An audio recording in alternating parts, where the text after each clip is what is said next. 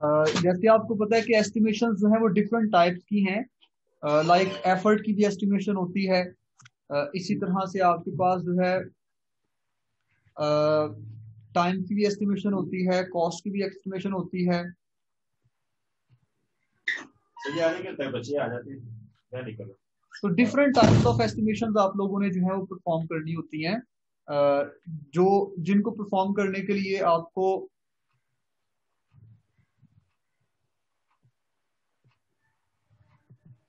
जी, ये कौन है? हाँ, अरसलान।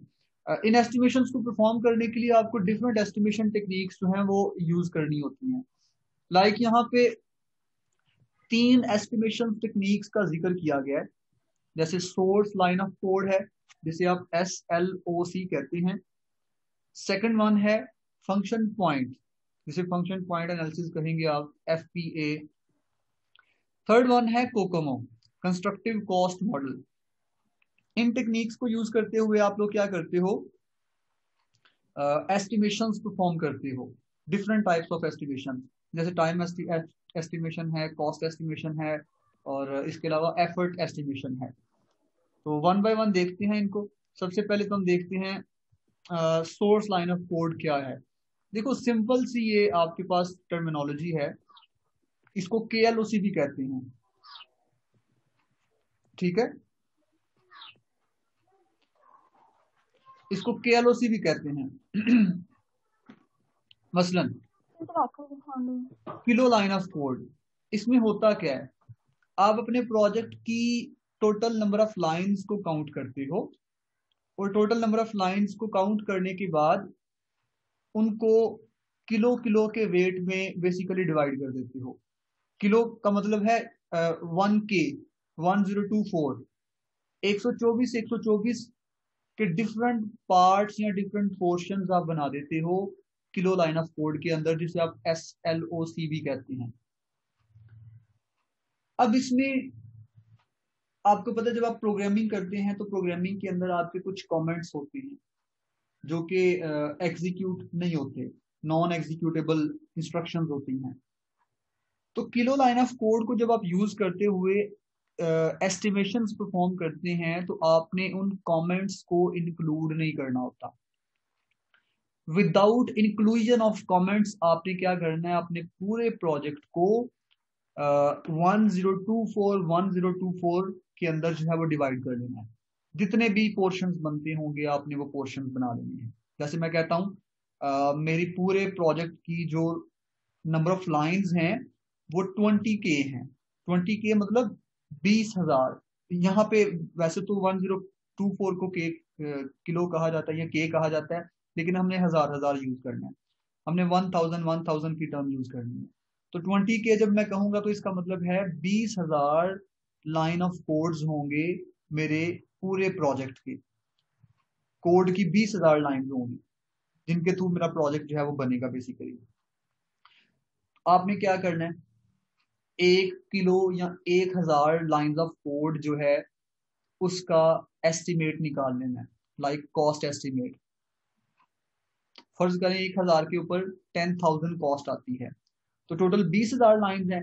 तो 20 को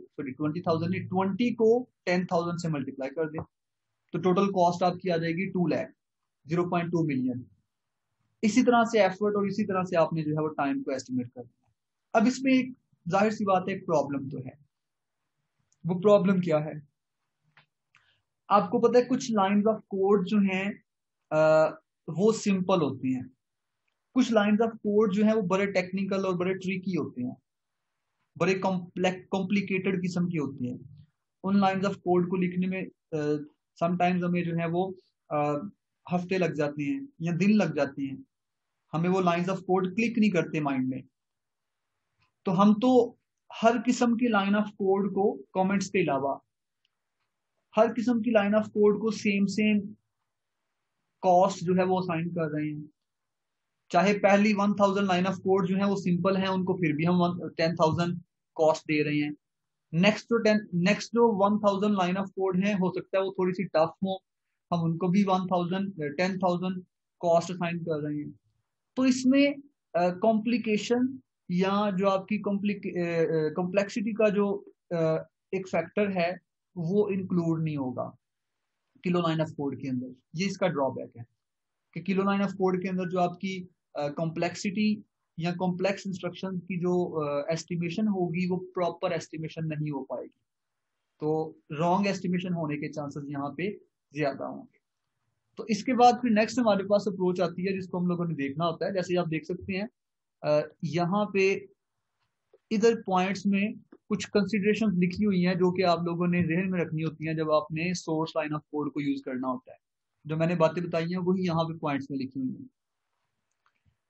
फिर डिसएडवांटेजेस में दे सकते हैं आप क्या है, despite being accurate in providing figures to calculate the effort required for the project, SLOC technique has a drawback. SLOC technique is language dependent. ये लैंग्वेज डिपेंडेंट भी है। क्यों? क्योंकि कुछ प्रोग्रामिंग लैंग्वेजेस ऐसी होती हैं जिनमें नंबर ऑफ लाइंस जो हैं वो आपकी एक्सपैंड कर जाती हैं। एक same set of task perform करने के लिए हो सकता है एक प्रोग्रामिंग लैंग्वेज में आपके पास जो नंबर ऑफ लाइंस हैं वो 5 रिक्वायर्ड हो, दूसरी प्रोग्रामिंग लैंग्वेज में वही सेम टास्क परफॉर्म करने के लिए नंबर ऑफ लाइंस जो है वो एक्सपैंड कर जाएंगे। जैसे एग्जांपल मैं देता हूँ, आप लोगों ने जावा पढ़ी है, सी पढ़ी है, C++ पढ़ी है, C# भी शायद पढ़ी हो या शायद सुना हो। ये वो लैंग्वेजेस हैं जिनमें लाइन ऑफ कोड जो है वो कम होता है। कोई टास्क परफॉर्म करना हो तो कम लाइन ऑफ कोड यूज करते हैं, टास्क परफॉर्म होता है। अगर आप इसका कंपैरिजन करें असेंबली लैंग्वेज के साथ, असेंबली लैंग्वेज में छोटा सा काम करने के लिए आपको क्या करना पड़ता है, lengthy line of code use करना पड़ता है। हो सकता है 5 लाइंस का जो काम C++ में या सी में या जावा में हो रहा था, हो सकता है असेंबली में जाके वही काम तकरीबन कोई 8 to 10 लाइंस में कवर हो। तो इसका मतलब ये जो आपका सोर्स लाइन ऑफ कोड या किलो लाइन ऑफ कोड की टर्मिनोलॉजी है, ये किस पे डिपेंडेंट है, ये आपकी लैंग्वेज के ऊपर भी डिपेंडेंट है।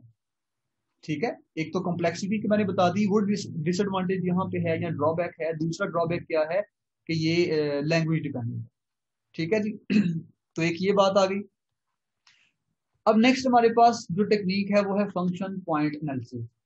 अब फंक्शन पॉइंट एनालिसिस में करना क्या है, पहले ये सुन लें। शायद आप लोगों ने शेल रिक्वायरमेंट्स कलेक्ट की हो।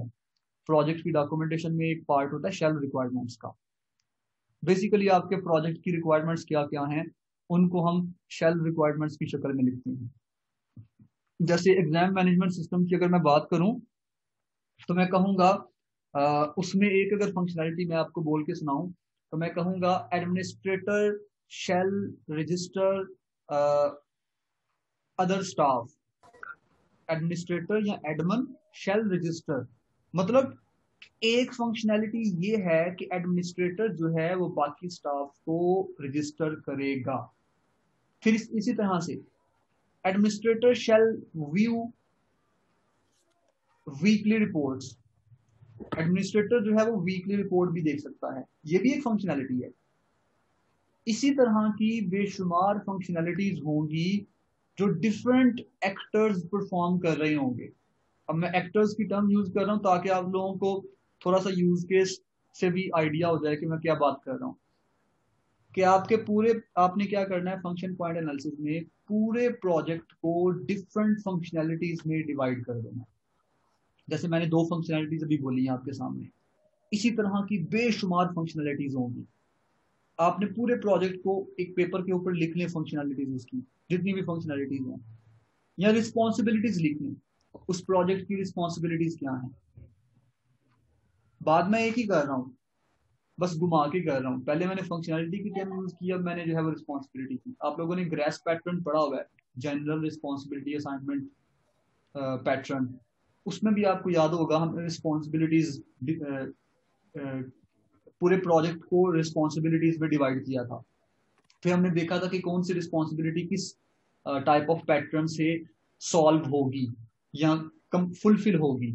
यहां भी हमने वही करना है, पूरे प्रोजेक्ट को डिफरेंट फंक्शन पॉइंट्स में या फंक्शनैलिटीज में डिवाइड कर देना। जैसे सपोज मैं कहता हूं मेरे पूरे प्रोजेक्ट की फंक्शनैलिटीज कितनी है 180, 180 का मतलब है मेरी टोटल 180 फंक्शनैलिटीज हैं या टोटल 180 फंक्शन पॉइंट्स हैं। ठीक है, अब मैंने क्या करना है, मैंने इन 180 फंक्शन पॉइंट्स को 5 कैटेगरीज में डिवाइड करना है। टोटल 5 मेजर कैटेगरीज हैं हमारे पास, ILF, EIF, EI, EO, EQ। ये EI, EO और EQ जो है ना, ये बेसिकली प्रोसेसेस हैं, और ILF और EIF जो है ये प्रोसेसेस नहीं है। जितनी फंक्शनैलिटीज ने, जितने फंक्शन पॉइंट्स बने होंगे, मैंने उनको इन 5 कैटेगरीज में डिवाइड करना है। सिंपल अगर बात बताऊं तो ILF क्या है, मेरे प्रोजेक्ट में डेटाबेस में कौन कौन से टेबल्स बनेंगे, वो सारे टेबल्स ILF हैं। जैसे एग्जाम मैनेजमेंट सिस्टम की बात करूं तो उसमें एक स्टूडेंट का टेबल बनेगा, टीचर का बनेगा। अब स्टूडेंट के 2 टेबल बनेंगे या 3 बनेंगे, मैं ये नहीं कह रहा, बस स्टूडेंट का टेबल बनेगा, चाहे 4 बने, चाहे 2 बने, चाहे 1 बने। टीचर बनेगा, कोर्स बनेगा, सब्जेक्ट बनेगा, क्वेश्चंस का टेबल बनेगा। ठीक है, क्योंकि एग्जाम मैनेजमेंट सिस्टम की बात कर रहे हैं तो क्वेश्चन का तो टेबल बनेगा ना। सेशन, किस सेशन में स्टूडेंट जो है वो लॉग इन करके क्वेश्चंस को सॉल्व करेगा। तो ये कुछ टेबल्स हैं जिनका मैंने जिक्र किया है, ये सारे ILFs हैं, इंटरनल लॉजिक फाइल्स को कहती हैं। अब EIF क्या है, थोड़ा सा डिफरेंस है सिर्फ इन दोनों में, ILF और EIF में। मेरे लिए समटाइम्स क्या होता है, हमारा जो प्रोजेक्ट होता है वो किसी दूसरे प्रोजेक्ट के साथ कम्युनिकेट कर रहा होता है। जैसे एग्जांपल दूं, अगर मैंने एक शॉपिंग स्टोर का या शॉपिंग मॉल का प्रोजेक्ट बनाया हो, तो जब भी शॉपिंग मॉल में कोई चीज परचेज की जाएगी तो उसकी ऑटोमेटिकली टैक्स डिडक्शन होगी। अब इसका मतलब शॉपिंग मॉल का जो सिस्टम होगा वो FBR के टैक्स डिडक्शन वाले सिस्टम के साथ कम्युनिकेट करेगा, ताकि जो ही प्रोडक्ट को स्वाइप किया जाए, स्कैन किया जाए, तो फौरन से शॉपिंग मॉल का सिस्टम जो है वो FBR के सिस्टम के साथ कांटेक्ट करे और वहां से टैक्स डिडक्शन करवा दे। ठीक है, तो इसका मतलब यहां मैंने कम्युनिकेशन की बात की अपने प्रोजेक्ट की किसी दूसरे प्रोजेक्ट के साथ। तो जब आपके प्रोजेक्ट की किसी दूसरे प्रोजेक्ट के साथ कम्युनिकेशन हो रही हो, तो तब EIF की टर्म यूज होती है। कैसे यूज होती है, मेरे लिए जो टेबल्स ILF हैं, ठीक है, किसी किसी दूसरे सिस्टम के लिए जिसके साथ मैं राब्ता कर रहा हूं, जिसके साथ मैं कम्युनिकेट कर रहा हूं, अगर कोई दूसरा सिस्टम मेरे प्रोजेक्ट के साथ कम्युनिकेट कर रहा है तो मेरे टेबल्स किसी दूसरे सिस्टम के लिए क्या बन जाएंगे, EIF, रेफरेंस के तौर पे यूज होंगे EIF। इसी तरह से वाइस वर्सा, किसी दूसरे सिस्टम के जो टेबल्स होंगे वो मेरे लिए, मेरे प्रोजेक्ट के लिए EIF होंगे लेकिन किसी दूसरे सिस्टम के जो टेबल्स होंगे वो दूसरे सिस्टम के लिए ILF होंगे। दूसरे सिस्टम के लिए ILF होंगे लेकिन मेरे लिए EIF होंगे। तो ये सिंपल सी इसमें बेसिकली कह सकते हैं कि डिफरेंस है, और इसमें कोई डिफरेंस नहीं है। डेफिनेशन क्या है, सिंपल आपको पता है इसमें definition, a user friendly group of logically related data that resides entirely with in application boundary. ठीक है जी, EIF क्या है, user identifiable group of logically related data that is used for referencing purpose only. इसको reference purpose के लिए use किया जाएगा। The data resides entirely outside the application and is maintained by another application। ठीक है, तो ये यहाँ पे दोनों का डिफरेंस हो गया। फिर आ जाए EI के ऊपर। आपने क्या करना है, आपके प्रोजेक्ट की वो तमाम फंक्शनैलिटीज जिनके थ्रू आप सिस्टम के बाहर बैठ के as a user, as a student, as a teacher, as an admin, system के बाहर बैठ के सिस्टम में कोई चीजें फीड कर रही हैं, सिस्टम में कोई चीजें रजिस्टर कर रही हैं, तो ऐसी फंक्शनैलिटीज जिनके थ्रू ये काम किया जाएगा वो आपकी फंक्शनैलिटीज क्या होंगी, एक्सटर्नल इनपुट्स, उनको कहेंगे एक्सटर्नल इनपुट्स। ठीक है, तो एक्सटर्नल इनपुट्स क्या है, यहां डिफाइन भी किया गया है, आप देख भी सकते हैं यहां पे डिफाइन भी किया गया एक्सटर्नल इनपुट को।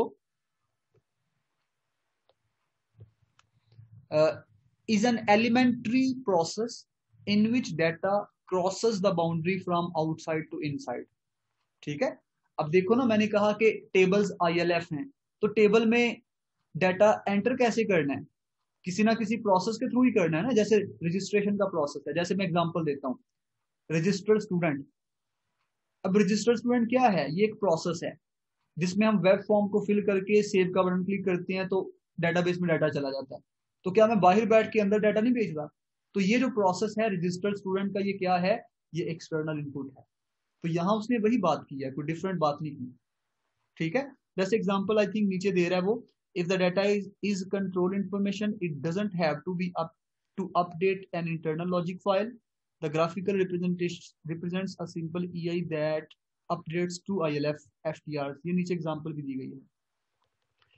अब जब आप बाहर बैठ के एक्सटर्नल इनपुट के थ्रू अपने सिस्टम में डाटा भिजवाएंगे तो लाजमी नहीं एक टेबल में डाटा जाए, हो सकता है मल्टीपल टेबल्स में भी डाटा जा सके। ठीक है ना, लाजमी नहीं कि आप एक टेबल में डाटा भेज रहे हो, आप समटाइम्स मल्टीपल टेबल्स में डाटा भेज रहे होते हो। यहाँ वो ये बात कर रहा है, जैसे ये देख लें, एक्सटर्नल इनपुट के थ्रू आप क्या कर रहे हो, दो टेबल्स में या दो ILFs में डाटा भिजवा रहे हो, ILF A और ILF B। अब आ जाए एक्सटर्नल आउटपुट और एक्सटर्नल इंक्वायरी के ऊपर। इन दोनों में होता क्या है, सिस्टम का जो डाटा होता है वो एज एन आउटपुट सिस्टम की बाउंड्री के बाहर यूजर को दिखाया जाता है। इनपुट में बाहर से अंदर और आउटपुट में या इंक्वायरी में सिस्टम के डाटा को बाहर व्यू करवाया जाता है। जैसे एग्जांपल में देता हूं, मैं कहता हूं view report.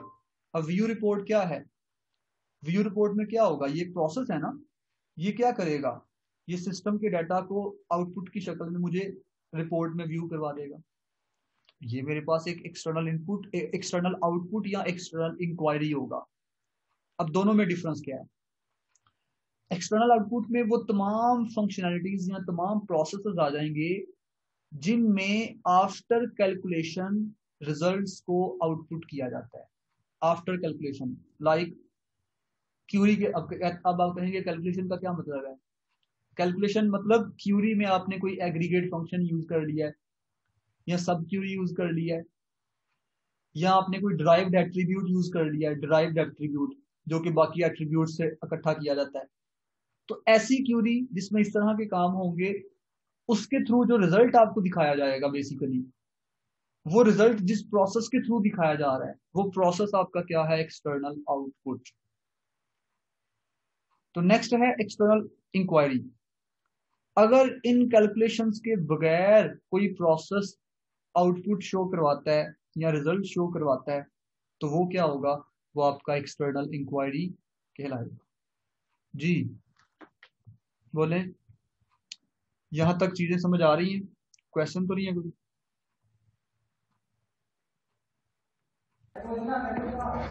Sir external output वाला दोबारा रिवाइज कर दें। जी, मैंने पहले कहा ये एक ऐसा प्रोसेस है जिसमें सिस्टम के टेबल्स में से डाटा निकाल के आउटपुट किया जाएगा।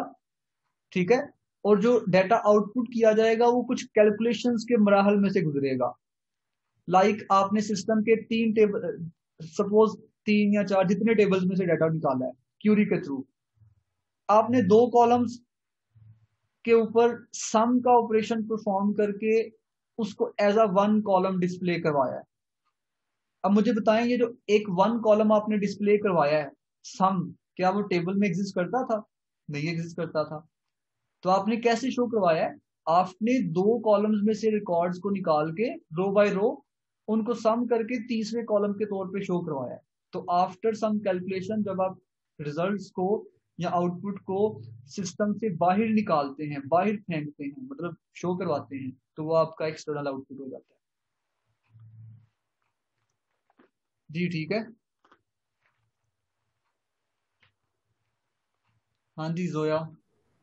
जी सर ठीक है, आगे सर। जैसे एक्सटर्नल आउटपुट की बात करता है, an elementary process in which derived data passes across boundary from inside to outside। ये देखिए, इन विच derived data, यहाँ उसने टर्म यूज की है derived data। derived data मतलब आफ्टर सम कैलकुलेशन जो डाटा निकलेगा उसको बाहर शो करवाया जाएगा। ये एक्सटर्नल आउटपुट। अब एक्सटर्नल इंक्वायरी की एग्जांपल देता हूं। मैं कहता हूं view profile, view student profile. Student profile का मतलब है एक स्टूडेंट का पूरा रिकॉर्ड शो करवाना है बस। तो इसमें तो सिंपल क्यों लगेगी, select asterisk from student where ID equals to. इसमें तो कोई ड्राइव डाटा यूज नहीं किया गया। स्टूडेंट के टेबल की एक रो, जो भी रो होगी उसका रिकॉर्ड रिपोर्ट की शक्ल में आपको दिखा दिया जाएगा। तो इसमें कोई कैलकुलेशन नहीं हुई। इसलिए ऐसे प्रोसेसर्स जो इस तरह के काम करेंगे वो आपके एक्सटर्नल इंक्वायरी में आ जाएंगे। तो यहां देखें इस लास्ट वाली में इसने बताया इस चीज को, the graphic below represents EQ with 2 ILFs and no derived data. अब वो एग्जांपल दे रहा है कि नीचे जो एग्जांपल है ना, डायग्राम है, उसमें आपने एक्सटर्नल इंक्वायरी की है लेकिन कोई किसी किस्म का आपने उसमें कैलकुलेशन टाइप का काम नहीं किया, कोई ड्राइव्ड डाटा यूज नहीं किया गया। ये देखें ILFs में से डाटा निकाल के आप बाहर निकाल रहे हैं। यहाँ भी EO में भी आप यही कर रहे थे, ILF में से निकाल रहे थे, लेकिन कैसे, ड्राइव्ड डाटा की शक्ल में। ये देख लें ड्राइव्ड डाटा। EO में टेबल के कॉलम्स का ओरिजिनल डाटा भी शो करवाया जा सकता है as well as derived data भी शो होता है। अगर खाली ओरिजिनल टेबल के ओरिजिनल कॉलम्स का ओरिजिनल डाटा ही शो करवाएंगे विदाउट कैलकुलेशन तो वो तो फिर EQ बन जाएगा, वो EO तो नहीं रहेगा। तो ओरिजिनल डाटा के साथ साथ कैलकुलेटेड या ड्राइव्ड डाटा भी शो हो रहा होता है EO के अंदर। तो यहां तक तो ये बातें थी इनकी चीजें की। इसके बाद फिर आ जाता है आपकी कुछ टर्म्स आ जाती हैं, जैसे ये कुछ टेबल्स हैं, ठीक है, इनके बारे में बाद में बताता हूं। अब मैं आपको एक टेबल दिखाने लगा हूं। बेसिकली एक प्रोजेक्ट है एग्जाम मैनेजमेंट सिस्टम जिसको हम लोगों ने बनाया था, मैं वो दिखाने लगा हूं आप लोगों को ताकि यहां से हर चीज हमारी कंप्लीट हो जाए। ये एक टेबल है। असल में आपने FP एनालिसिस में इस तरह का टेबल बनाना होता है। मैंने कहा था आपने पूरे प्रोजेक्ट को फंक्शन पॉइंट्स में डिवाइड कर लेना है, फंक्शनैलिटीज में। फिर आपने उनकी 5 कैटेगरीज बना देनी है, ILF, EIF, EI, EO, EQ और हाँ ये 5 कैटेगरीज। जैसे आप यहां देख सकते हैं मैंने पहले कॉलम में लिखा हुआ है फंक्शन नेम। आपके जो फंक्शन पॉइंट्स हैं उनके फंक्शन नेम लिखे हुए हैं, जितने मेरे थे सारे। दूसरे कॉलम में मैंने लिखा हुआ है कौन सा फंक्शन नेम किस फंक्शन किस कैटेगरी में बिलोंग करता है, ILF से या EIF से या EI से या EO से या EQ से। साथ मैंने ये भी मेंशन कर दिया। फिर मैंने तीसरे कॉलम में लिखा है RET या FTR। सिंपल टर्म्स में अगर मैं बताऊं तो RET या FTR का मतलब है टोटल नंबर ऑफ टेबल्स। मतलब अगर मैं ILF की बात करूं, और ILF का मैंने बताया था आप लोगों को कि ये बेसिकली टेबल्स होते हैं आपके। मैंने लिखा हुआ है यूजर फंक्शन का नेम और फंक्शन की टाइप लिखी हुई है ILF, और मैंने टेबल वाले खाने में या RET या FTR वाले खाने में लिखा हुआ है 1। इसका मतलब ये है कि यूजर का एक टेबल होगा। इस 1 का मतलब है एक टेबल। यूजर के रिलेटेड जितना रिकॉर्ड होगा वो एक टेबल में ही सेव किया जाएगा, और उस टेबल के कितने कॉलम्स होंगे, 5। अगर तो यूजर के रिलेटेड रिकॉर्ड 2 टेबल्स में शो किया जाता, सॉरी 2 टेबल्स में एग्जिस्ट करता डेटाबेस में, या 2 टेबल्स में सेव करना पड़ता हमें। समटाइम्स ऐसे होता है किसी चीज के बारे में रिकॉर्ड हमें मल्टीपल टेबल्स में सेव करना पड़ता है। जैसे मैं एग्जांपल यहीं पे देता हूं, ये देखें क्वेश्चन एक फंक्शन नेम है, इसकी टाइप ILF है। क्वेश्चन के रिलेटेड ये एक टर्म है क्वेश्चन। ये जितने भी मैंने लिखे हैं ना, user, course, subject, student, question, session, activity, institute, ये सारे बेसिकली आपके फंक्शन पॉइंट्स हैं। तो मैं कहता हूं कि क्वेश्चन जो है इसका डेटाबेस में कितने टेबल्स में रिकॉर्ड मेंटेन किया जाएगा, 3 टेबल्स में। और उन 3 टेबल्स के टोटल कॉलम्स कितने होंगे, मैं कहता हूं 16 कॉलम्स होंगे। तो ये देखें मैंने टेबल्स के आगे DET, data element type. Data element type का मतलब है total number of attributes in RET में टोटल नंबर ऑफ एट्रीब्यूट्स कितने हैं, या FTR में टोटल नंबर ऑफ एट्रीब्यूट्स कितने हैं। इनको हम कॉलम्स कहते हैं या टेबल कहते हैं। तो मैंने कहा टोटल 3 टेबल्स होंगे और टोटल 16 कॉलम्स होंगे क्वेश्चंस के रिलेटेड। आगे ये कॉम्प्लेक्सिटीज कैसे ली हैं ये बता देता हूँ बाद में। अनएडजस्टेड फंक्शन पॉइंट्स कैसे लिए हैं ये भी बताता हूँ बाद में। पहले आए अब नीचे। अब अगर तो मेरा सिस्टम या मेरा प्रोजेक्ट किसी दूसरे सिस्टम से कम्युनिकेट नहीं कर रहा तो फिर तो EIF कोई नहीं होगा। तो आप देख सकते हैं यहाँ पे मैंने EIF वाली रो जो है वो खाली छोड़ी हुई है, देख सकते हैं आप। नेक्स्ट आ जाता है EI। मैंने बड़ी डिटेल में चीजें बताई हैं कि EI क्या होता है। अब मैं एक फंक्शन पॉइंट दिखा देता हूँ एक आपको, ताकि आपको आइडिया हो जाए। मेंटेन यूजर, मेंटेन यूजर एक फंक्शनैलिटी है। इस तरह की बेशुमार फंक्शनैलिटीज और भी होंगी। अब मेंटेन यूजर एक फंक्शनैलिटी है जो कि एक्सटर्नल इनपुट है। क्यों? क्योंकि मेंटेन यूजर में यूजर जो है, एडमन जो है, डेटाबेस के अंदर टेबल्स में चेंजेस कर रहा होता है, मॉडिफिकेशंस कर रहा होता है, अपडेशंस कर रहा होता है। कितने टेबल्स में अपडेशन हो रही होती है? लाजमी नहीं कि एक टेबल में अपडेशन हो रही हो सकता है एक टेबल में अपडेशन हो सकता है 2 टेबल्स में। यूजर का जिस जिस टेबल में रिकॉर्ड पड़ा होगा तमाम टेबल्स में भी अपडेशन हो सकती है। तो मैंने यहाँ कहा मेंटेन यूजर, चूंकि यूजर को मेंटेन करना है तो यूजर का तो रिकॉर्ड ही एक टेबल में पड़ा हुआ था, तो इसलिए इसके RET कितने हो गए 1। और कितने कॉलम्स को मैं अपडेट करूंगा? अब हो सकता है उसमें टोटल 20 कॉलम्स हों, ये पॉइंट समझने वाली बात है। हो सकता है टोटल 20 कॉलम्स हों यूजर के टेबल के, लेकिन मुझे जितने कॉलम्स अलाउ किए गए हैं कि मैं उनको अपडेट कर सकूं वो सिर्फ 5 हैं। तो यहाँ पे मैं 5 लिखूंगा। मैंने ऊपर से कॉपी पेस्ट नहीं किया, ILF से टोटल नंबर ऑफ कॉलम्स को यहाँ कॉपी नहीं किया। वहां हमने लिखने थे टोटल कितने होंगे जो टेबल में एग्जिस्ट करेंगे। यहां हमने लिखने हैं कि हमें कितने अलाउ किए गए हैं जिनको हम अपडेट कर सकें। अगर 20 में से 5 किए गए हैं तो मैं 5 लिखूंगा। 20 में से 1 अगर कॉलम किया गया तो मैं 1 को लिखूंगा। 20 में से अगर 19 कॉलम्स अलाउ किए गए हैं तो मैं यहाँ 19 लिखूंगा। ये याद रखिएगा बस। जी यहां तक समझ आ रही है?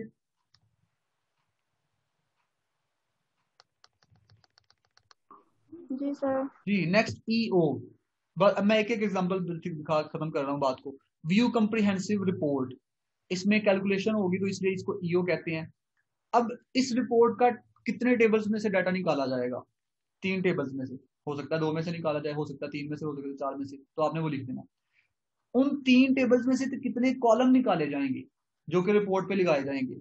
9 कॉलम्स। इसी तरह से आपका EQ आ जाएगा। ठीक है, अब आ जाए कि आपने आगे लिखी हुई है कुछ कॉम्प्लेक्सिटीज, ये कैसे असाइन की हैं। ये कुछ टेबल्स दिखाने लगा हूं आपको जो कि कॉम्प्लेक्सिटीज के लिए यूज किए जाएंगे। ये देखें, जैसे ये टेबल है, ये EI का टेबल है। ठीक है, आपने क्या करना है, FTR वाले कॉलम में देखना है जिसमें हमने टोटल नंबर ऑफ टेबल्स की बात की थी कि कितने टेबल्स में अपडेशन होगी। फिर हमने कहा था कितने कॉलम्स की अपडेशन होगी। यहां से आपने देखना है कि आप जिस जिस फंक्शन पॉइंट को आप कम्प्लेक्सिटी देना चाहते हैं, जिस भी फंक्शन पॉइंट को, आपने हर फंक्शन पॉइंट को अलग अलग फंक्शनैलिटी देनी है, कॉम्प्लेक्सिटी देनी है। यहां से आके कॉपी पेस्ट नहीं करना, यहां से आके देख के करना है आपने। जैसे मैं करता हूँ, एक का करता हूँ, मैं ILF का करता हूँ। ILF का ये टेबल दिया हुआ है यहाँ पे, ये ILF का टेबल है ये वाला। तो इसकी मैं करके देता हूँ आपको, बाकी फिर आप खुद ही कर लीजिएगा। मैं करता हूँ जी सेशन की करता हूँ। सेशन के टेबल कितने हैं? 2। कॉलम्स कितने हैं? 10। तो इसको कम्प्लेक्सिटी लो क्यों दी गई है? ये टेबल देखें, ये वाला टेबल, इस टेबल में देखें 2 टेबल। इस टेबल में देखिए हमारे सेशन के ILF के अंदर टोटल RET कितने थे? 2 RETs थे। तो हम किस रो में बिलोंग करते हैं? हम रो नंबर 2 में बिलोंग करते हैं या फॉल करते हैं। क्यों? क्योंकि इसमें कहा हुआ है 2 to 5। अगर आपके RET 2 to 5 होंगे तो आपने इस रो में आना है, दूसरी रो में। और किस कॉलम में फॉल करना है? अब कॉलम में देखने के लिए आपको क्या करना पड़ेगा? आपको ये देखना होगा कि आपके टोटल वहां पे कॉलम्स कितने थे, वहां पे टोटल कॉलम्स कितने थे। अगर तो वहां पे आपके टोटल कॉलम्स थे 10, जैसे कि मैंने देखा हुआ है वहां से 10 थे, तो मैं यहां से देखूंगा 10 किस में फॉल करता है? पहली कॉलम में। तो ये देख लें यहाँ पे 1 से लेके 19 तक अगर कॉलम होंगे तो हमने क्या करना है? लो कम्प्लेक्सिटी देनी है। तो वहां से देख लिया हमने क्यों उसको लो कम्प्लेक्सिटी दी थी। उस टेबल में से देखते हुए हमने ये सेशन को लो कम्प्लेक्सिटी दी थी। इसी तरह से बेटा आपने बाकी टेबल्स को भी देख लेना है। ठीक है, अब मैं आता हूँ आगे लास्ट कॉलम, इस टेबल का लास्ट कॉलम समझाने लगा हूँ, ये वाला अनएडजस्टेड फंक्शन पॉइंट्स। आपने कम्प्लेक्सिटीज को देखते हुए उनको फंक्शन पॉइंट्स असाइन करने हैं, ठीक है। जैसे हमने कम्प्लेक्सिटीज के लिए ILF और EIF का एक टेबल था, EI का अलग था, EO और EQ का अलग था, ऐसे ही फंक्शनैलिटी फंक्शन पॉइंट्स के लिए अलग अलग टेबल्स होंगे। जैसे मैं ये कहता हूं, मैं ILF जिसकी कम्प्लेक्सिटी लो है उसको फंक्शन पॉइंट असाइन करना चाहता हूं, ठीक है। कैसे करूंगा? ILF के लिए टेबल दिया हुआ है हमें, ये टेबल है जी, ये टेबल है। कम्प्लेक्सिटी क्या थी? लो। जहां पे ILF की कम्प्लेक्सिटी लो होगी, आपने क्या करना है, आपने उसको रैंकिंग या रेटिंग क्या, आपने उसको फंक्शन पॉइंट क्या देना है, आपने 7 दे देना है। जहां पे ILF की फंक्शनैलिटी, ILF की कम्प्लेक्सिटी एवरेज होगी, आपने उसको फंक्शन पॉइंट 10 दे देना है। जहां पे हाई होगी वहां पे आपने 15 दे देना है। इसी तरह से EIF का भी दिया हुआ है। जी जी सर ये टेबल्स बने हुए होंगे पहले से? जी। आपको अगर पहली बात तो ये, इस तरह का अगर क्वेश्चन पेपर में पूछा जाएगा तो टेबल्स गिवन होंगे, परेशान ना हो इसमें। ये डिफाइंड है, ऑलरेडी डिफाइंड पहले ही टेबल हैं ये वाले, ठीक है जी। जी सर। जी, तो इसी तरह का एक टेबल यहां देख लें, EO, EQ और EI तीनों के लिए दिया हुआ है। अगर लो एवरेज होगी और EO होगा आपका फंक्शन पॉइंट, तो आपने 4 असाइन करना है उसको, फंक्शन नंबर 4 असाइन करना है लास्ट कॉलम में, जो कि फंक्शन पॉइंट होगा। इसी तरह से एवरेज, अगर एवरेज कम्प्लेक्सिटी होगी तो फंक्शन पॉइंट कितने होंगे उसके? 4, 5।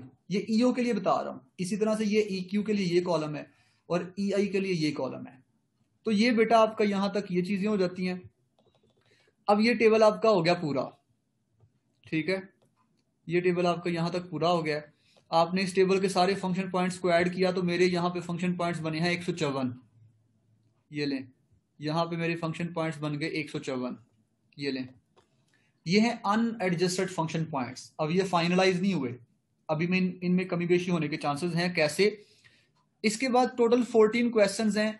आपने उन 14 क्वेश्चंस को बेसिकली नंबर्स असाइन करने हैं हर क्वेश्चन को, फ्रॉम 0 to 5, 0 से लेके 5 तक कोई एक नंबर असाइन करना है आपने। आपने क्वेश्चन पढ़ लेना है और अपने प्रोजेक्ट को एक दफा देख लेना है। आपके प्रोजेक्ट के मुताबिक उस क्वेश्चन को जितने नंबर मिल सकते होंगे आपने उसको दे देने हैं, जैसे मैंने ये दिए हुए हैं। फिर सारे नंबर्स अलॉट करने के बाद आपने इनको भी ऐड कर लेने हैं। इसको कहेंगे TDI। जब TDI और अनएडजस्टेड फंक्शन पॉइंट्स निकल आएंगे तो आपने क्या करना है, आपने वैल्यू एडेड फंक्शन निकालना है। कैसे निकलेगा? TDI मल्टीप्लाई बाय 0.01 प्लस 0.65, ठीक है जी। ये ऐड करेंगे, मेरे पास इस वक्त 1.00 आया है। क्यों? क्योंकि TDI मेरा 35 था, ये TDI 35, 14 क्वेश्चंस के टोटल नंबर्स। फिर इसके बाद हमारे पास निकल आया VAF, UAF, TDI। अब हमने क्या करना है, एडजस्टेड फंक्शन पॉइंट्स निकालने हैं। पहले तो रफ फंक्शन पॉइंट्स है ना 154, अब हमने फाइनलाइज करना है उसको। कैसे करेंगे? हमने क्या करना है, एडजस्टेड फंक्शन पॉइंट्स निकालने हैं। कैसे निकालेंगे? Unadjusted function points multiply by value added function. ये जो कमी बेशी के चांसेस अभी भी हमने जो निकाले हैं ना, जो 1% निकला है, तो 1.00 मल्टीप्लाई बाय 154 हमारे टोटल फंक्शन पॉइंट्स आ गए। इसके बाद हमने क्या करना है, अब कॉस्टिंग करनी है। मैं कहता हूं कि एक बंदा 9 फंक्शनैलिटीज परफॉर्म करता है एक महीने में, तो 154 फंक्शनैलिटीज को एक बंदा अगर करेगा तो कितने महीने लगेंगे? 154 बटा 9, 17.11, 18 कह लो, 18 महीने लगेंगे। अब मैं ये कहता हूं अगर 4 लोग मैं लगा दूं तो टोटल 18 महीने का काम कितने महीनों में हो जाएगा? 18 डिवाइडेड बाय 4, 5 महीनों में, ठीक है।